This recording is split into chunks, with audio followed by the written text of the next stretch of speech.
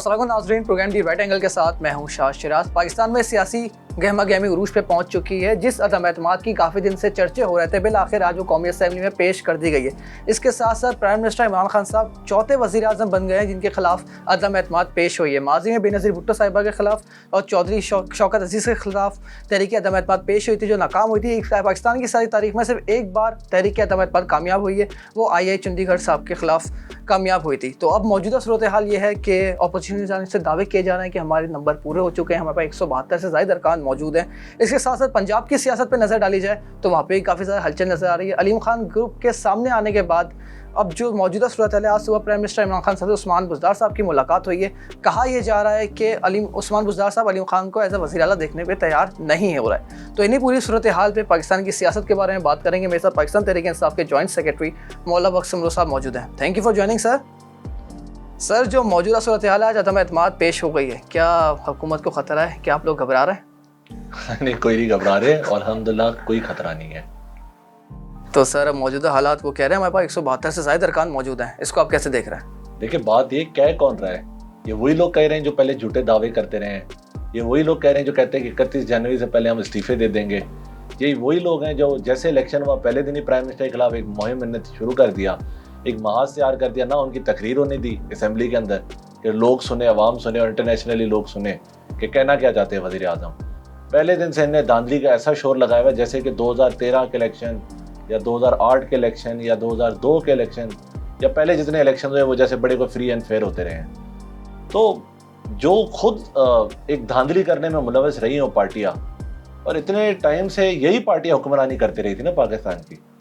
यही पार्टियां थी जो केयर टेकर सेटअप बनाती थी, यही पार्टियां थी जो आपस में मिलकर चेयरमैन इलेक्शन कमीशन लगाती थी और सारी चीज़ें सारे मामला करते थे।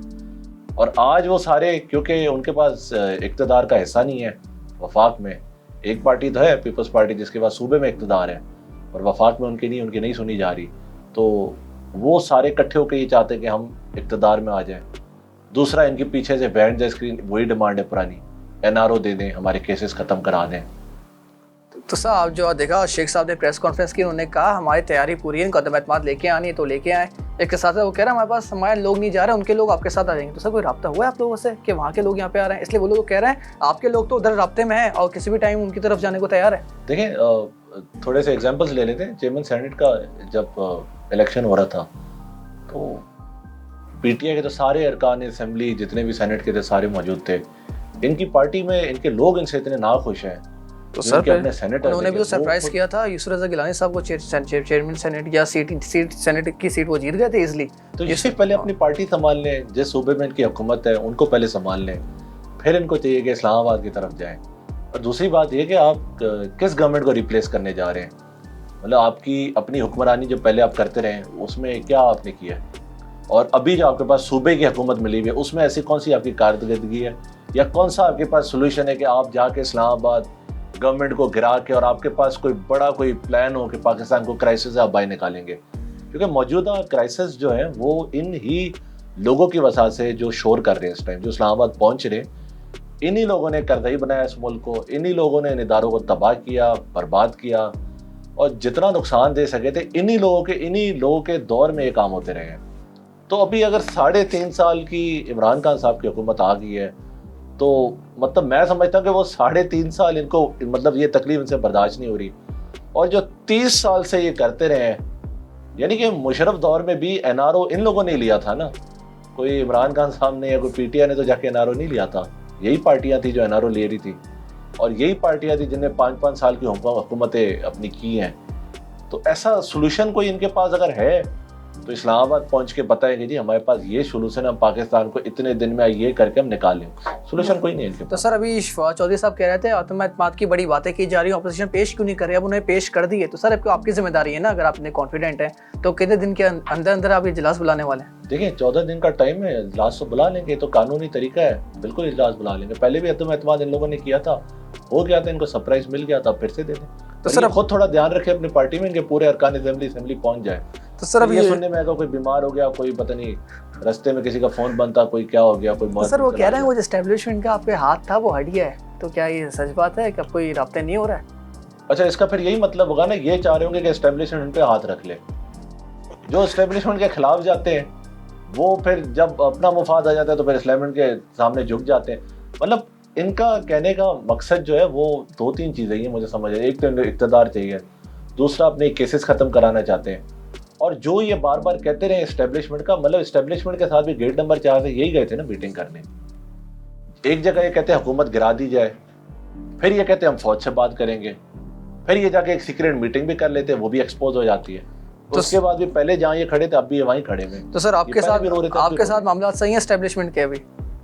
देखिए मुझे तो ये समझ नहीं आती कि एस्टेब्लिशमेंट मुल्क के दिफा में काम कर रही होती है, तो जब पीटीआई खुद ही मुल्क के दिफा में काम कर रही है तो मामला सही होना या नहीं होना कोई ज़ाती मुफाद तो नहीं है।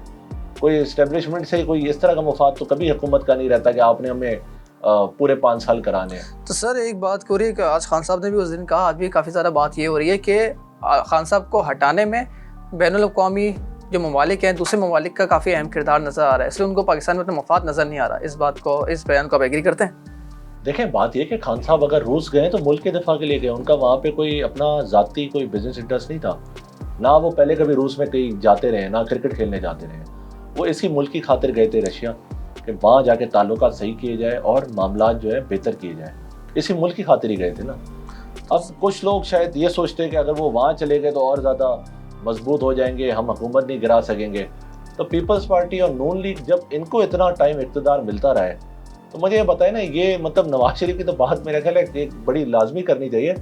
इंडिया जाके भी माइनॉरिटी से नहीं मिले, कश्मीर पे बात नहीं की, वो गुजरात में जो मुसलमानों का कत्ल हुआ उन पे बात नहीं की, वो उल्टा जाके जिंदाल से मीटिंग करके आ गए। तो जिंदाल कोई उसका पाकिस्तान में बिजनेस का इंटरेस्ट है? मतलब क्या है जिंदाल कौन है? वो तो एक करप्ट बिजनेसमैन है जो काम ही पाकिस्तान को डिस्टेबलाइज करने में कर रहा है, और ये उनसे मीटिंग करके आ जाते हैं। फिर एक मरी में मुलाकात हो जाती है, फिर कोई पता नहीं कितने 100 लोग जहाज में उतरते बगैर वीज़ा के। यानी कि ये चीज़ें नवाज शरीफ के दौर में होती रही हैं। तो सर जब मुल्क की सियासी सूरत हाल के पंजाब पर नज़र डाली जाए तो काफ़ी लोग जो हैं, अलीम खान साहब हुआ, जहांगीर तरीन साहब हुआ, आपके काफ़ी ज़्यादा नाराज़ नज़र आ रहा है। तो क्या सीएम बुज़दार साहब जा रहे हैं? देखिए एक बात बड़ी पक्की है, वो जितने भी नाराज़ हों वो इमरान खान साहब के खिलाफ नहीं जाने वाले हैं, इस चीज़ का तो मैं श्योरिटी दिलाता हूँ। जहांगीर तरीन साहब खान साहब के साथ ही हैं। इख्तलाफ राय ज़रूर है और बड़ी सख्त इख्तलाफ राय ज़रूर है उनकी, पर वो पार्टी के खिलाफ नहीं जाने वाले, खान साहब के खिलाफ नहीं जाने। सर आज मुलाकात हुई उनकी नवाज शरीफ साहब से, जहांगीर तरीन साहब की मीडिया की रिपोर्ट्स के मुताबिक। देखिए सियासी बंदे मुलाकातें हो सकती है, क्यों नहीं हो सकती? सियासी बंदों की तो हर एक से मुलाकात होती है। तो सर आपकी ये बात हो रही है बुज़दार साहब से, मसला क्या है? जो अलीम खान साहब कह रहे हैं कि मुझे बुज़दार एज अ सीएम नहीं चाहिए, तो उसके बदले कोई ऑप्शन उन्होंने दिया है? आज सुबह मीटिंग भी थी अलीम खान साहब की, इस्लामाबाद पहुंचे हैं वो। देखिए जमहूरियत की खूबसूरती है, अगर एक महाज बन जाता है पार्टी के अंदर ही कि वो सीएम साहब उनको नाकाबिल है, मतलब वो चाहते हैं कि सीएम साहब को हटा के किसी और को लाया जाए, पार्टी के मफाद, उससे बात की जा सकती है। और मैं समझता हूँ कि वज़ीर आज़म साहब जो है वो इस इशू को ज़रूर एड्रेस करेंगे। तो सर अब जो मौजूदा सूरत हाल है, आपके इत्तेहादियों पे काफ़ी ज़्यादा एतराज़ आ रहे हैं। आज अभी शजात हुसैन साहब की मौलाना फजल रहमान से ही मुलाकात हुई है, तो क्या काफ लीग की तरफ से कोई प्रेशर है? देखें बात यह कि प्रेशर तो क्रिएट होते हैं, कभी प्रेशर कम होते हैं, कभी ज़्यादा होते हैं। मैं ये श्योरिटी दिला रहा हूँ कि अगर हुकूमत इस टाइम है तो वज़ीर आज़म इमरान खान ही होंगे, वो कहीं नहीं हिलने वाले। क्योंकि बाकी लोग कोशिश ये करते हैं कि किसी तरह वज़ीर आज़म को कमज़ोर किया जाए। उसके बहुत तरीक़ेकार होते हैं, ख़रीद फरोख्त, हॉर्स ट्रेडिंग, केसेस बनवाना, धमकियाँ दे देना, ज़ाती मुफाद की बात ले आना, कोई यानी कि जो इत्तेहादी अब उन पर काम किया जा रहा है कि उनको तोड़ दिया जाए, हुकूमत नाकाम हो जाए जैसे। तो सर लास्टली 1-2 सवाल पूछना चाहूँगा। आप बिल्कुल श्योर हैं कि प्राइम मिनिस्टर इमरान खान साहब कहीं नहीं जा रहा है? आपकी हुकूमत को कोई खतरा नहीं है पे ये ना हो हुकूमत चली जाए बाद में और फिर वही धरने से बोल रहे हो? पक्की है, इस हुकूमत को हटाने के लिए ना कोई दम वाला बंदा चाहिए। इन लोगों में वो दम नहीं है। ये चोर हैं, डाकू हैं, डिकेत हैं, नैबज़ादा हैं, लैंड ग्रैबर्स हैं। ये अमेरिका के खिलाफ ना बात कर सकते हैं, ना अपना हिसाब ले सकते हैं। ये वही लोग हैं जिन्हें 80,000 पाकिस्तानी मरवा दिए थे। ये वही लोग हैं जिनके दौरों में ड्रोन आके बाहर से इस मुल्क के मुसलमानों को, फाटा में पश्तूनों को मार के चले जाता था। ये वही लोग हैं जो एमकेएम के आगे इतने मजबूर थे कि कत्लो गारत चल रही होती थी कराची में, इनको अपनी सियासत की पड़ी होती थी। ये वही लोग हैं जो IMF के पास जाके ये कहते थे कि हमें और लोन चाहिए, बजाय इस बात ये वाली बात करने के भाई हमने आपको कर्ज अदा भी करना है। ये वही लोग हैं जो अमेरिका जाते थे और जाके डिक्टेशंस लेते थे और वापस आ जाते थे। कोई पाकिस्तान के हवाले से तो बात ही नहीं की कभी। तो सर यानी बिल्कुल श्योर हैं आप? फिर 1 महीने बाद जो 14 दिन का प्रोसेस है मैं इंटरव्यू करूंगा आपके साथ, अगर हुकूमत गई या रुकी, ये तो डन हो गई बात। देखिए हुकूमत कहीं नहीं जाने वाली इंशाल्लाह, हुकूमत कहीं नहीं जाएगी, वजीर आजम नहीं हटने वाला इंशाल्लाह। चाहे सर- जो मर्जी जोर लगाना चाहते हैं लगा लें। सर ये लॉन्ग मार्च जो पीपल्स पार्टी का चला था, एक लास्टली शॉर्ट कमेंट अगर करना चाहें इस लॉन्ग मार्च पे, आज सुबह इनके साथ काफी बुरा वाकया पेश आया है कि फैजाबाद में इनको रोक दिया गया, उनके कारकुनान को आगे नहीं दिया गया। बिलावल भुट्टो साहब ने फैजाबाद को ब्लॉक कर दिया था, वहाँ पे धरना दे दिया था, फिर वो मामला सेट हो, अब डी चौक पे पहुंच गए। तो लॉन्ग मार्च पे कोई कमेंट देना चाहेंगे? इसलिए आपका भी एक लॉन्ग मार्च था जो पीपल्स पार्टी हुकूमत के खिलाफ सिंध से शुरू हुआ था और कराची में खत्म हुआ, और ये आपकी हुकूमत के खिलाफ निकले कराची से इस्लामाबाद के लिए, कोई कमेंट्स? देखिए हमारा वाला जो मार्च था ना वो गुडकी से कराची था, काफ़ी सारे उसमें भी इशूज़ फेस हुए थे हमें। और मैं समझता हूँ कि अब जाहिर है झंडे बैनर्स आप लगाते हो जब, तो आप अपनी पार्टी के लिए लगा रहे हो, ये सरकारी लोगों को इस्तेमाल कर देते थे। कभी एम्बुलेंस जो है जो यानी कि कोई फौत हो रहा है उस वहाँ तक एम्बुलेंस नहीं पहुँची थी, इनके झंडे लगाने के लिए एम्बुलेंस भी पहुँची होती थी, पुलिस की गाड़ी भी पहुँची होती थी। और फायर ब्रिगेड, मतलब मैं हैरान हूँ कि फायर ब्रिगेड जो है अक्सर जगह पर आग लगती है इंटीरियर सिंध में, कहीं भी इनकी फायर ब्रिगेड नहीं निकलती थी।